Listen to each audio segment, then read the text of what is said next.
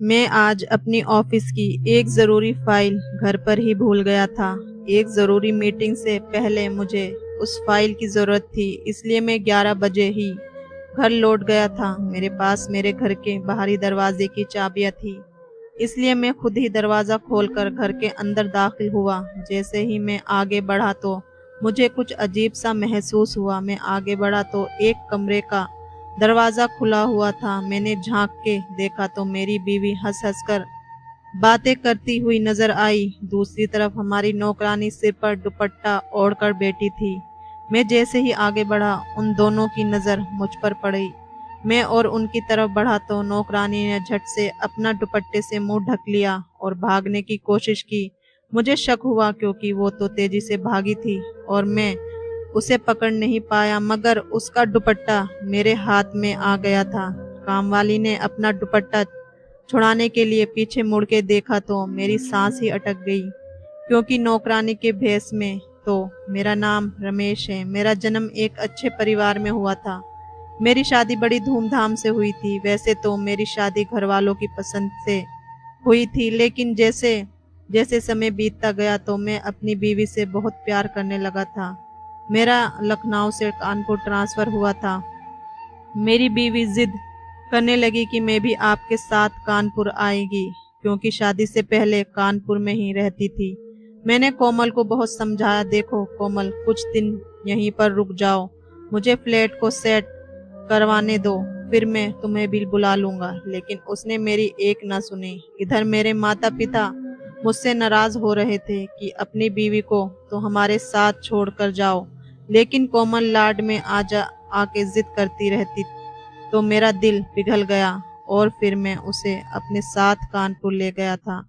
कानपुर आने के बाद हमारे अच्छे दिन की शुरुआत हो गई थी। हम दोनों खूब घूमते फिरते, होटल से ही खाना खाते, लेकिन वक्त के साथ असल जिंदगी की शुरुआत हो गई तो मुश्किल पैदा होने लगी थी।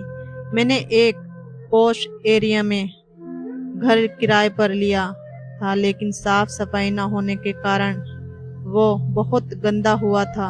जब मैं कोमल को सफाई करने के लिए कहता तो वो मुंह फुलाकर बैठ जाती और कहती, मैं काम वाली मौसी या बीवी हूँ। मैं उसे समझाता, नेहा भाभी और पायल भाभी भी तो काम करती थी ना, तुम कर लोगी तो क्या हो जाएगा। तो वो चिढ़कर कहती, उन्हीं दोनों की वजह से तो मैं उधर ससुराल नहीं रुकी। वो खुद तो मशीन बनी हुई थी, मुझे भी मशीन बनाना चाहती थी। अब मैं उसकी इन बातों का क्या जवाब देता। मैं ऑफिस से आकर अकेले ही पूरे घर की सफाई कर देता। मेरे लिए इतना ही काफी था कि वो खाना बना लेती थी। खाना जैसा भी बनता था मैं खा लेता था। हमारा सब कुछ अच्छा से चल रहा था, जिंदगी में शांति ही शांति थी। लेकिन अचानक पता नहीं क्या हुआ, मेरी बीवी परेशान सी रहने लगी थी, बात बात पर गुस्सा हो जाती थी। एक दिन कोमल ने बताया, मुझे एक काम वाली मिल गई है। मैं कई दिनों से काम वाली को ही ढूंढ रही थी। वो बोली काम वाली 2 घंटे के लिए आएगी और घर की सफाई करके जाएगी। मुझे बड़ी खुशी हुई कि चलो अब मुझे घर की सफाई नहीं करनी पड़ेगी, लेकिन मुझे चिंता भी हो रही थी। मैंने कहा, कोमल ध्यान रखना, नौकरानी घर की सफाई करने आती तो हैं, लेकिन सफाया करके चली जाती हैं। मेरी बात सुनकर वो हंस पड़ी और बोली, आप चिंता मत करो, ऐसा कुछ नहीं होगा। अब एक बार फिर से घर में शांति आ गई थी। कोमल बहुत खुश और सज धज कर रहने लगी थी। मैं घर आता तो उसको बहुत खुश देखता। मुझे ये तसल्ली हो गई थी कि चलो सब कुछ ठीक हो गया है। लेकिन एक दिन मैं ऑफिस की एक जरूरी फाइल घर पर भूल गया था। घर जाकर जो देखा उससे तो मेरे होश ही उड़ गए थे। ये सब मेरे लिए असहनीय था, इसलिए मैंने कोमल को एक कमरे में बंद कर दिया था। देर रात जब मैं घर लौटा तो कोमल ने जोर जोर से दरवाजा पीटना शुरू कर दिया था। मैंने परेशान होकर दरवाजा खोल दिया और उससे पूछा, तुम मुझे सीधे सीधे बताओ कि आज हमारे घर में नौकरानी के भेष में कौन मौजूद थी। तो वो बोली, आपको मेरी कसम है, पहले आप मेरी बात सुन लो, फिर मैं आपको उससे मिलवा दूंगी। मैंने अपनी बीवी को एक मौका दे दिया था। मैं दिल से यही चाहता था कि वो मेरी सारी शंकाओं को झुटला साबित करे, क्योंकि मैं उससे बहुत प्यार करता था। कोमल ने अपने आंसू पोंछे और कहने लगी, रमेश, हम 7 बहनें और एक भाई थे। पिताजी दिहाड़ी मजदूरी और माँ दर्जी थी। हम सब छोटे छोटे थे तो हमारे पेट भी छोटे छोटे थे। हमारा पेट माँ की सिलाई की कमाई से भर जाता था। जब हम बड़े हुए तो हमारी भूख भी बढ़ गई। अब काम खाने से कहाँ गुजारा होता था। माँ दाल बनाने का बर्तन चूल्हे पर चढ़ा देती थी और जी भर के दाल में पानी डाल देती थी, लेकिन हम रोटी हर बार कम पड़ जाती थी। हम खाली पेट से ही उठ जाते थे। जब कई दिन तक ऐसे ही मुसीबत सहनी पड़ रही थी तो हमारी खाना खाने वाली चटाई तितर बितर हो गई थी। हम सभी भाई बहन एक दूसरे से खाना छीन कर खाने लगे थे। मेरा सबसे छोटा भाई अभय, वो खाना मुट्ठियों में भर लेता। हम उसे कुछ नहीं कहते थे। जब सब लड़ झगड़ कर उठ जाते तो वो अपने छोटे छोटे हाथों से रोटी के टुकड़े निकाल कर माँ को खिलाने लग जाता।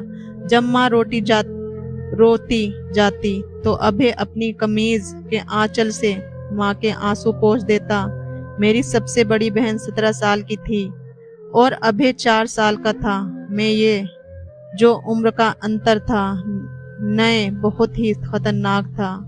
बहन की शादी की उम्र निकलती जा रही थी, लेकिन गरीबी की घर की लड़की से कौन शादी करता है। अब हम बहनों को अभय से बड़ी आशाएं थी। हम दिन गिन कर काट रहे थे कि कब वो जवान होगा और कब हमारी किस्मत खुलेगी। लेकिन जीवन का हर पड़ाव एक मगर जल रहता है। अभय जवान हो गया और हम सब बहनें पक्की उम्र की होती गई। जब हम अपनी किस्मत पर रोते थे तो वो सबसे बड़ी बहन मीना के गले लगकर रो पड़ता। माँ अपना माथा पीट कर रह जाती।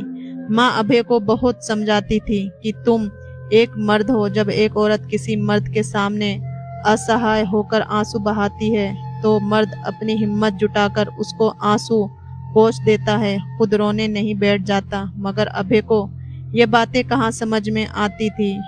उसे बेचारे के भी हमारी तरह ही नसीब फूटे हुए थे। पढ़ाई से भी दूर हुआ था और हुनर से भी। जब वो 17 साल का हुआ तो माँ ने उसे बिजली का काम सिखाने के लिए लगा दिया था, लेकिन तब तक उसके पास काम सीखने के लिए समय नहीं बचा था। माँ के आंखों की रोशनी बहुत कमजोर हो चुकी थी। वो सिलाई नहीं कर सकती थी। बड़ी बहन भी सिलाई से पीछे हट चुकी थी। अब सुबह शाम हमारे हालात एक जैसे थे। हम भूखे रहते तो पिताजी शाम को मस्त शराब पीकर आते थे और बिस्तर पर ढेर हो जाते थे। माँ रात में भूख के कारण रो रही थी। अभय नींद से उठकर उनके पास गया और उनके गले लगकर रोने लगा था। फिर सुबह हुई तो उसने अपना फैसला सुना दिया था। वो बिजली का काम नहीं सीखेगा बल्कि दिहाड़ी मजदूरी करेगा, मेहनत मजदूरी करेगा। समय की मांग भी यही थी। तभी तो हम सभी चुप ही रहे। अब एक लड़का अक्सर अभय के साथ हमारे घर आता था। उसका नाम रोशन था। वो उम्र में अभय से काफी बड़ा था। शायद मुझसे भी वो 1-2 साल बड़ा ही था। वो माँ को आके दिलासा देता कि चिंता मत कीजिए, सब कुछ ठीक हो जाएगा। वो चोरी चोरी मुझे देखता रहता था। उसको मैं अच्छी लगने लगी थी और उसने मुझसे कहा था कि जब उसके घर के हालात ठीक हो जाएंगे तो वह मुझे अपनी दुल्हन बनाकर ले जाएगा। लेकिन फिर एक दिन रोशन गायब हो गया। मुझे उम्मीद थी कि वो एक दिन जरूर वापस आ जाएगा। इस बीच अभी भी पूरे दिन घर से गायब रहता था। अब तो वो रात भी बाहर ही गुजारने लगा था।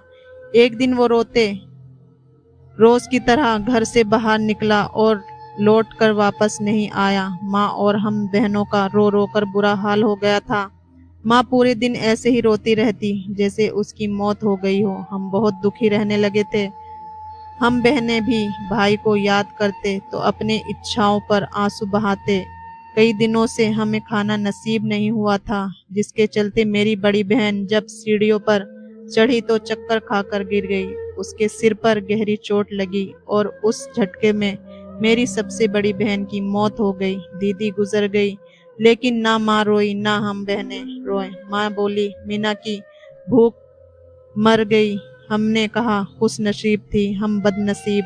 बहनें जिंदा थे।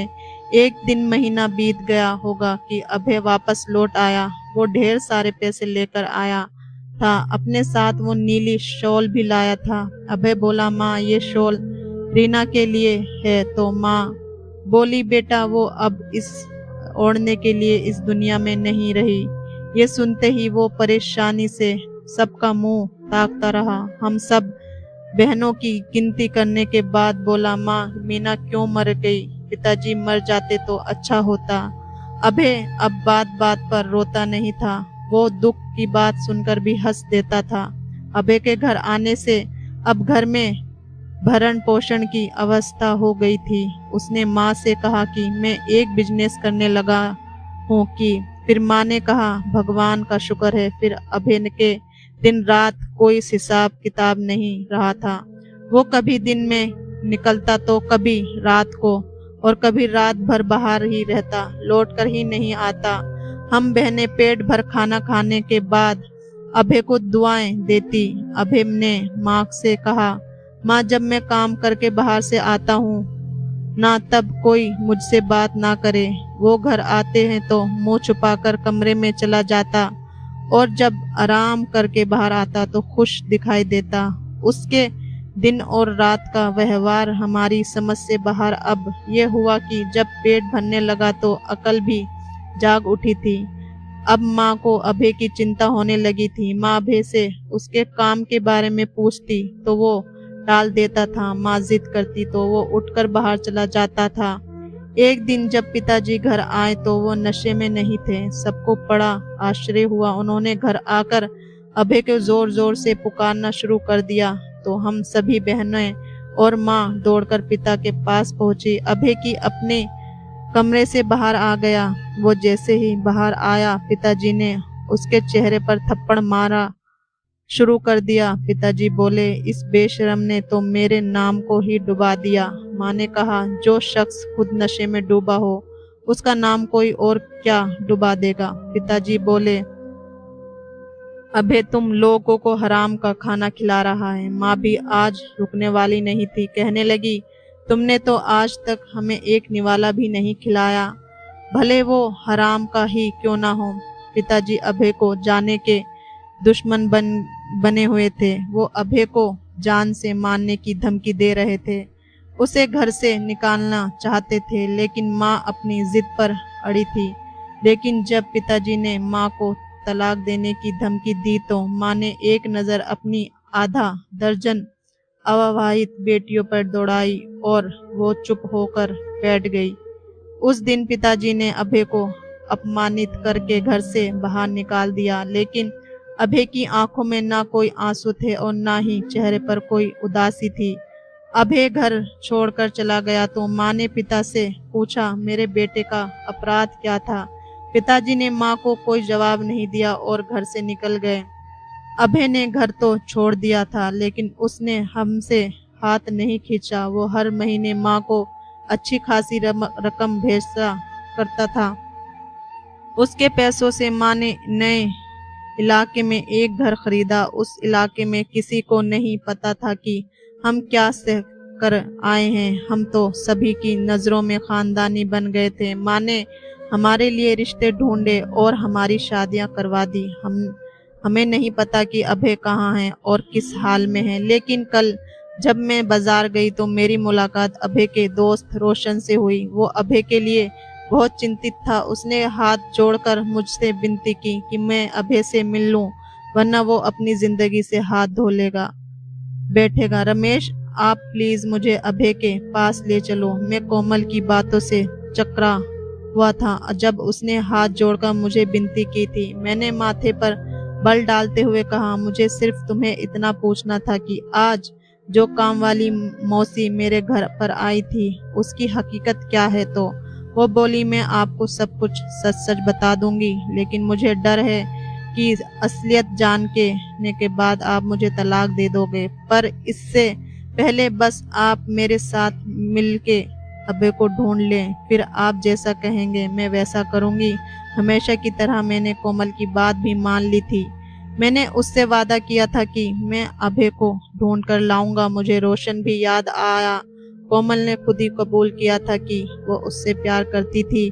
सबसे पहले मुझे रोशन को ढूंढना था, जो कोमल को मार्केट में मिला था, लेकिन वो कोमल से मिलकर के बाद कहीं गायब हो गया था। मैंने रोशन और अभय के बारे में जानकारी प्राप्त करने के लिए अपने सभी संपर्कों का उपयोग करने की कोशिश की थी, लेकिन जो बातें मुझे पता चल रही थी वो काफी परेशान कर देने वाली थी। रोशन और अभय को लोग जिस काम के लिए जानते थे, वो अगर कोमल अपने कानों से सुनती तो डूब मरती। मैंने उनकी खोज जारी रखी थी। आखिरकार मैं उनके फ्लैट का पता हासिल करने में कामयाब हो गया था। शाम होते ही जब मैं ऑफिस से घर लौटा तो मैंने कोमल से कहा, कोमल तैयार हो जाओ, आज हम अभय से मिलने जाएंगे। वो मेरी बात सुनकर खुशी से उछल पड़ी थी। उसने तुरंत दुपट्टा सिर पर ओढ़ा और बोली, आप मुझे लेकर चलिए। तो हम दोनों एक पॉश इलाके में एक फ्लैट के सामने खड़े थे। मैंने डोर बेल बजाई तो रोशन ने दरवाजा खोला था। वो मुझे नहीं जानता था, इसलिए बोला, आजकल अभय कोई शो नहीं कर रहा है, आप यहाँ से जा सकते हैं। रोशन का हुलिया औरतों वाला था। तभी मेरे पीछे से कोमल निकलकर सामने आ गई तो रोशन पीछे हट गया। हम अभय के फ्लैट में दाखिल हुए थे। अभय सामने लाउंज पर मैं ही बैठा था। उसके सोफे के सामने का टेबल तरह तरह के नशों से सामान से भरा पड़ा था। उस समय भी वो नशे में ही दिख रहा था। कोमल को देखते ही उसने रोशन को इशारा किया था कि ये सब चीजें वो यहाँ से उठा दे। अभय तो अभी अपनी बहन से भी नहीं मिला था। वो बड़े कठोर स्वर में बोला, क्या करने आई हो यहाँ? कोमल अभय को इस हालत में देखकर रो पड़ी थी। तुम्हारी ये हालत कैसे हुई मेरे भाई? अभय रो पड़ा था। वो बोला, क्या क्या सुनोगी, जाने दो, रहने दो। कहाँ से शुरू करूंगा और कहाँ पर खत्म? क्या तुम ये सुनने आई हो कि अभय पूरे कानपुर में शहर का सबसे मशहूर किन्नर है? अभय की बात सुनकर कोमल तड़प उठी थी। तुम्हें याद है ना कि मीना भूख से मर गई थी? तुम्हें तो याद ही होगा, लेकिन तुम ये नहीं जानती कि तुम्हारा भाई अभय भी भूख से मर गया था। उसके शरीर में एक नई आत्मा पैदा हो गई थी, एक किन्नर की आत्मा। घर से गरीबी थी ना, इसलिए रोशन ने मुझे कहा कि रात में लिपस्टिक लगाकर भीख मांगेंगे। मैंने उसकी बात मान ली थी, लेकिन उस रात भीख नहीं मिली थी, ताने भी मिले थे, घटिया सुझाव सुनने को मिले थे। मेरी आत्मा तो उसी रात को बर्बाद हो गई थी। अब मैं और रोशन रात को मेकअप करके भीख मांगते थे। एक रात हमको किन्नरों के गुरु ने अगवा कर लिया था। उन्होंने कई दिनों तक हमें भूख रखने का हुआ मारा था। वो गुस्से में था कि हमने क्यों उनकी सीमाओं का उल्लंघन किया है। हम पुरुष होकर भी क्यों तीसरे जीने की हक को लूट रहे हैं? भला ये क्या बात हुई? कोमल, भीख मांगना भी किसी का हक होता है क्या? हम दोनों ने उनके गुरु को अपने हालात बताए ना तो उसका दिल नरम पड़ गया था। उसने 1 महीने के बाद हमें पैसे वगैरह देकर भेज दिया था, लेकिन जब मैं घर आया तो मेरी बड़ी बहन मीना घर पर नहीं थी। मैं टूट गया था, लेकिन मैं सोचता था कि कहाँ तुम 6 जन भी भूख से मर नहीं जाओ, इसलिए मैं रोज रात को चेहरे पर मेकअप लगाकर भीख मांगता था। मुझे अच्छे पैसे मिलने लगे थे तो घर के हालात भी सुधरने लगे थे, लेकिन हमेशा हराम की पीने वाले मेरे पिताजी को मेरी कमाई हराम कैसे लग गई? उसे किसने बताया था कि मैं किन्नर बनकर सड़क पर भीख मांगता हूँ? उसने मुझे घर से निकाल दिया था तो मैं जिद से पे आ गया था और वापस उस गुरु के पास चला गया जिसने मुझे अगवा कराया था। मैंने उससे कहा था, गुरु मुझे अपने साथ मिला लो। वो हंसने लगा था। उसके शब्द आज भी मुझे याद हैं। वो बोल रहा था कि अगर तुमने अचानक नाचना शुरू गाना सीख लिया तो तुम बहुत आगे बढ़ जाओगे, क्योंकि तुम में नजाकत भी बहुत है। मैंने फिर सब कुछ सीख लिया, अदाएं, नाच गाना। मैं अपने शराबी बाप के हाथों मजबूर होके मर्द से किन्नर बन गया था। पूरे शहर में मेरा नाम का डंका बजने लगा था। लोग मुझे दूर दूर से अपने शादी ब्याह के समारोह में बुलाते थे। मैं जाता और डांस करके खूब पैसा कमाता, फिर वो पैसे अपने सामने रख देता और नशे में धुत होकर अपने आप को मारता पीटता, खुद को गालियां देता ताकि मैं कैसा मर्द हूँ। हालात से तंग आकर किन्नर बन गया। फिर वो सारे पैसे आप लोगों को भेज देता। जिस दिन आप में से किसी को एक बहन की शादी होती तो मैं सारे कार्यक्रम रद्द करके लड़कों जैसे कपड़े पहनकर बहुत खुश हो जाता था कि तुम बहनों की सिर पर हाथ रखकर तुम्हें विदा करूंगा। लेकिन फिर सोचता कि अगर वहां किसी बाराती ने मुझे पहचान लिया तो क्या होगा। बस यही सोचकर फिर से रोने लगता। फिर एक एक करके तुम सब बहनों की शादी हो गई तो पिताजी और अधिक बेफिक्र हो गए थे। मुझे तो पता भी नहीं था कि माँ मेरे पैसों में से उस बेफिक्र इंसान को भी पैसे देती होगी। लेकिन क्या तुम मालूम है कोमल, जब मैं एक समारोह में मंच पर परफॉर्म कर रहा था तो मेरी नज़र किस पर पड़ी? उस शख्स पर जिसने हमें अपना बाप कहते हुए भी नशे में धुत था। मेरे मेकअप के पीछे छिपे चेहरे का पहचान नहीं पाया था। पिताजी मेरे एक एक ठुमके पर पैसे की बरसात कर रहे थे। मैंने वो फंक्शन पूरा करने के बाद अपने पिता के कान में जाकर कहा, पिताजी मैं तुम्हारा अभय हूँ। क्या मैं सबको बता दूं कि तुमने जन्म दिया है मुझे? मेरे हराम के पैसों से तुम बड़े इज्जतदार बने बैठे हो। मेरी बात सुनकर पिताजी ने मेरे मुंह पर थूक दिया था। कोमल अभय फूट फूट कर रोने लगा था। कोमल उसके गले लगकर तड़प रही थी। मेरी और रोशन की भी आंखें भी भीग गई थी। तभी अभय ने कहा, पिताजी ने उस बेटे के चेहरे पर थूक दिया जिसने उनकी वजह से अपनी मर्दानगी गवा दी थी और अपनी इज्जत को मार डाला था। पिताजी ने हम सभी के साथ बहुत अन्याय किया था। तब मुझे पता चला कि माँ पिताजी को छोड़कर अपनी दूसरी बेटी के घर चली गई है तो मैंने पैसे भेजने बंद कर दिए थे। अब तो खैर मैंने भी नाचना छोड़ दिया है, इसलिए मेरी ये हालत है। मैंने भाई होने का फर्ज निभाया है। मैंने अपनी बहनों की शादियां तो कर दी हैं। अब मैं इस पापी और अपमानजनक जीवन को छोड़कर सबसे छिपकर रहना चाहता हूँ। कोमल और अभय के चेहरे पर उनका दुख बड़ी आसानी से देखा जा सकता था। कोमल बोली, अभय तुमने हम सभी के लिए जो कुछ भी किया है मेरे भाई, उसका कर्ज हम पूरी जिंदगी चुका नहीं सकते। आज हम सब बहनें अपने अपने घर में खुशहाल की जिंदगी जी रही हैं और तुम यहाँ किस मुसीबत से गुजर रहे हो? अभय तुम जानते हो क्या पिताजी भीख मांगने लगे हैं। एक दिन हमारे घर दस्तक हुई। मैंने जैसे ही दरवाजा खोला तो सामने पिताजी खड़े होकर भीख मांग रहे थे। मेरे भाई ने मैंने उन्हें घर बुला लिया और कहा कि मेरे घर की सफाई किया करो तो तुम्हें 2 वक्त की रोटी दे दिया करूंगी। आते हैं मेरे घर पर, बड़ी मुश्किल से सफाई करता है। उनकी बूढ़ी हड्डियों में इतनी जान नहीं कि वे काम कर सके, लेकिन मैं नहीं चाहती कि वो भीख मांगे। सारी जिंदगी उसने मुफ्त में रोटियां तोड़ी हैं तो क्या अब भी वो वैसे ही करें? मैं उससे हम सबका हिसाब लेना चाहती हूँ। फिर कोमल ने मेरी तरफ मुड़कर कहा, रमेश वो काम वाली मौसी के रूप में आने वाला शख्स मेरा बाप है। अब सारी हकीकत मेरे सामने थी। मैंने कोमल को माफ कर दिया था। मुझे ही अभय का बड़ा भाई बनना पड़ा। मैं उसको और रोशन को अपने साथ घर ले आया था, लेकिन जब डॉक्टर से बात की तो उन दोनों को नशा मुक्ति केंद्र में भर्ती करवाना पड़ा, जहां पर हर हफ्ते उनका मनोचिकित्सक द्वारा इलाज किया जाने लगा। जीवन की बहुत ही कड़वी यादें उनके दिमाग में बैठ गई थी, जिनको नई जिंदगी की शुरुआत करने के लिए मिटाना जरूरी था। मैं और कोमल हर हफ्ते उन दोनों से मिलने जाते हैं। उनमें बहुत तेजी से सुधार हो रहा है, जबकि कोमल अपने भाई के लिए रिश्ता ढूंढने में व्यस्त है। जहां तक कोमल के पिताजी का सवाल है, वे हर दिन हमारे घर की सफाई करने आते हैं। मैं कोमल को समझाता हूँ कि वो अपने पिताजी को माफ कर दे, मगर वो अभी माफ करने के लिए दिमागी तौर पर तैयार नहीं है। अब आप ही बता दीजिए कि क्या कोमल को अपने पिताजी को माफ कर देना चाहिए या फिर इसी तरह अपने पे हुए जुल्म का बदला लेते रहे? कमेंट करके जरूर बताएं।